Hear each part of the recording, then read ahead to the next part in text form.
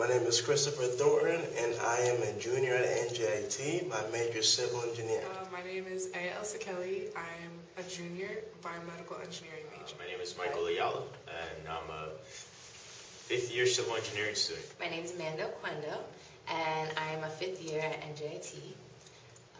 My major is Science, Technology, and Society. I'm Stevie Guzman, and I'm a chemical engineering student. It was pretty interesting just because, I was taking a remedial math class, which I was struggling in. I was, in lab, and lab took a lot of time.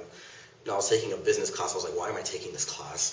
And, a humanities class, I was dominating. It was just like a very weird mixed curriculum, as well as, I still had my friends here. I made a lot of friends during the summer program here. And through that, it was just very interesting, but I felt like I was still not doing what I was supposed to be doing. Well, my high school was basically majority was white. There was like only a couple African American, a couple Hispanic, and then me. And I was like, me and my sister were the only Muslim girls there. So when I came here, I found the Muslim Student Association, which was a group of other Muslim girls, and I felt like I belonged somewhere. So it wasn't scary because I had made a lot of friends through that. I was like, man, I gotta make friends, and I was walking around like a little scared kid coming to high school trying to find something to do. But then as I met more people through EOP, I kind of expanded my networks of friends, and I was like, oh yeah, now I kind of walk around and say hi to people and stop and have a conversation with this and that. So yeah, I was scared at first, but then it's just, you make friends. I mean, it's just bound to happen here in college, so. It was a little bit scary. Going to the class is a different type of teaching style. It's a different environment. Well, I was always into construction, and I really didn't know where I wanted to go in life. Or not in life, but I didn't know where I wanted to do when I came to college. And I just knew I liked construction. So someone told me, a counselor in high school probably told me that civil engineering. And the first thing I said was, no, I don't want to do engineering. I despise engineering. It's too much work. And I came here and I realized that I saw what positions civil engineers who graduated had. And I'm like, I don't want to be the one doing the construction when I'm 50 years old. I don't want to be the one breaking my back constructing something. I want to be the one telling people what to do or designing something or being the project manager of a construction site. My dad wanted engineering, my mom wanted medical, so I was like, okay, biomedical engineering it is. First, I had no idea what I wanted to do, but then as I started getting more into my senior year in high school, I was like, man, I gotta start figuring something out. So then I started talking to my dad, and he told me, well, I can show you what I do, and he's an environmental engineer. He does wastewater treatment. I was like, okay, that's pretty cool. So then that kind of, after he showed me all that and did some research, I found myself interested in more like the environmental side of engineering. So then that's why I kind of chose I had hunch first, so I chose it to see what comes out. Because civil engineering is a wide variety of specifications in the field, so that's why I kind of have a big open window of what I want to do exactly.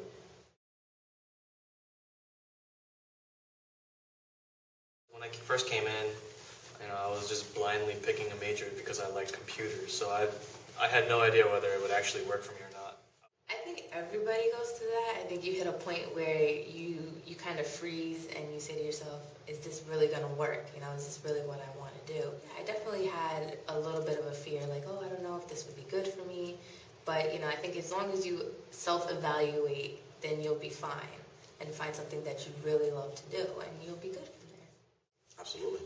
Anytime I enter a classroom, there's always somebody in there who knows more than me. I still to this day question, and it's my fifth year and I'm supposed to graduate in less than a year. And still to this day I question, is it going to work out? I see how the economy is going. I see a lot of people saying, jobs are getting cut off and this and that. But at the same time, I do realize that the higher education I have, the higher my education goes, the more opportunities and doors that are open. And luckily, I've been able to find a few internships, which are helping me out tremendously into getting into my field as much as I want to.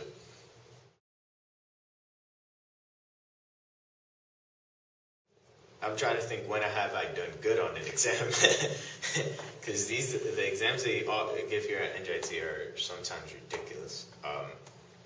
You walk into the exam and you look at the material and then you say, did the professor ever teach this? But yes, I have done bad on some exams, and I think the first thing that I do is, as soon as I walk away from the exam, I don't sit there and think like, oh, I could have done this, I could have done that. I just leave it alone because it's already done. First thing. Then I do something for myself. For example, I'll go watch a movie with friends. I'll go out I'll treat myself to dinner with my friends. I'll go hang out with my brothers. I'll go play baseball. Something non-school related to get my mind off of it. When I come back, I redo my exam, the exams that I've messed up on, and I learn the material. I'll go to the professor. I'll ask him questions. I'll explain to the professor why I did bad. If it was a certain situation in which I didn't have time to study, or if it was a situation that I didn't understand the material, I'll go to the professor and explain.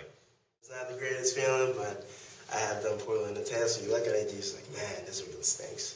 And then you also get that point where your friends ask, hey, what'd you get in the test? You're like, I didn't do so well.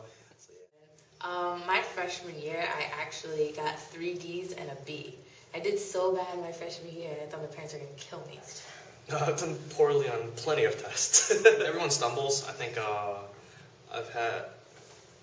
The key thing is that even if you mess up, you understand how you messed up. I failed my first 2 math commons in remedial math, the lowest level of math. I had a friend of mine who I knew from the summer. She was taking the class as well, and another friend. We were all in different classes, 3 different sections. We started studying together really hard. Like, that class became the focal point of the semester for me. I did everything I could to pass that class, and I ended up passing the class. I mean, it was not easy by any measures, but I kind of found out that the best way of studying was, teaching somebody else how to do it. When I do poorly on exams, or when I don't succeed in like my major classes, I feel like I want to give up, but then I know like giving up is not going to get you anywhere, so I just got to pull it back together. Yeah, when I decided to come to NJIT, I was the only student from my school that decided to. So I came here and it was a completely new atmosphere, completely new people. I had no idea who anyone was. I did the EOP program, but none of the people that were in my class for EOP and were in my group were in my classes. So I started off the year and I was entering this classroom. There was nobody that I knew. It was math class. So I'm there and I'm just sitting down and people are answering questions, people are taking notes, and I'm not doing any of this. I have no idea how do I want to take notes, how do I want to approach the teacher. I don't know, do I know all the material that I'm supposed to for this class? And I didn't feel very confident at all. Well, in my math class there was only 3 girls out of like 30. So obviously the ratio was really bad there, but like in the end, you're all learning something. Like that didn't really matter to me. But just when you first walk in, it's like, okay, I'm the only girl, so it was a little different. I feel like I was the only person who didn't know what was going on. But, can find out that I wasn't the only person. Maybe 1 or 2 people knew what was going on, but the majority of the class, they had no idea either. Always. I always felt like the oddball. I'm kind of quirky anyways. I'm just a little, like, ball of energy. Definitely, that happens constantly. When you're in a class, sometimes you might ask a question, and the person 2 seats away from you, behind you, studied material ahead of time, so they know the answer. And they might make that remark like, oh, how does he not know this?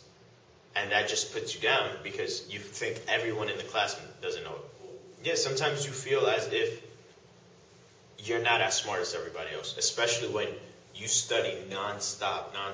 When you take a whole Sunday to study for an exam you have on a Monday, and you end up getting a 75, and the person next to you gets a 96, and you ask them what did they do? Oh, I just listened in class.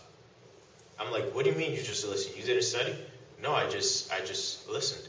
And there's people who are gifted like that, and there's people who have to struggle and go through the book constantly to understand the material.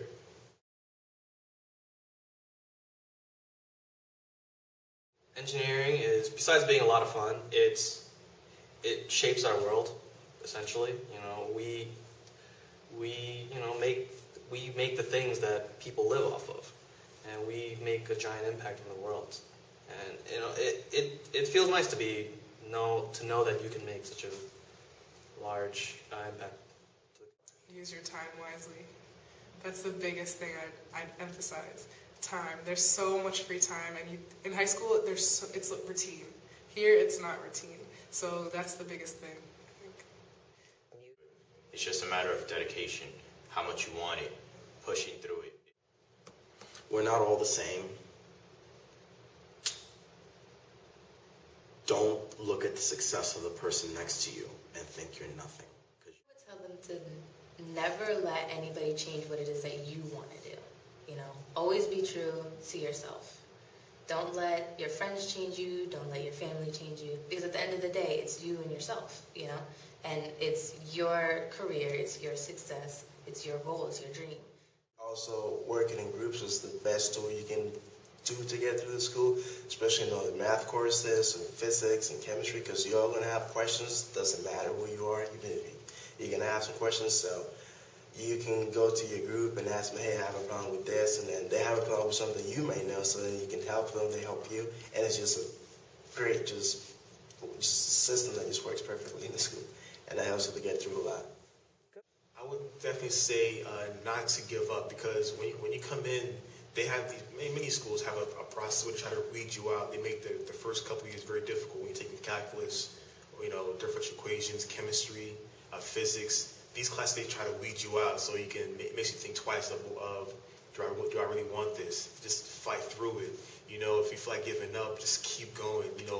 Have good friends, have a good supporting cast, have people who are positive, because if you have negative people, they have a tendency to drag you down. They'll say, change your major, do something else. But remind yourself, it's going to be tough, but let those old friends who are negative, let them go. Also, family support is also crucial as well.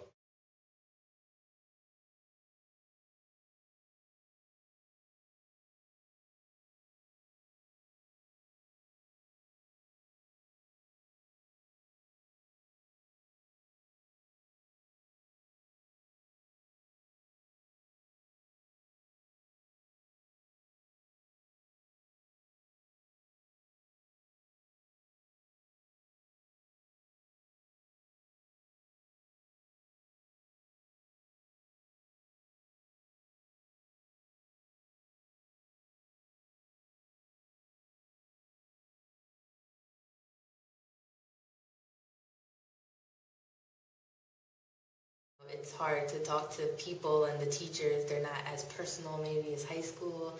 They're more of just like business, get it done, and that's it. But you get used to it. It's a lifestyle. Okay, I'm not the only one that thinks that this school sometimes is extremely hard on you. I'm not the only one that sometimes studies a lot and still seems not to pull the grades that you want. But at the same time, that makes you understand, well, you're not the only one. So that means you have to put even more of an effort, that we all have to put more of an effort to get those grades. And then when the good feedback comes, when somebody says, I got to say, what did you do? I gave up my whole weekend. I'm going to have to give up my whole weekend too. So that motivates you, because you're like, if they can pull an A, I can pull an A.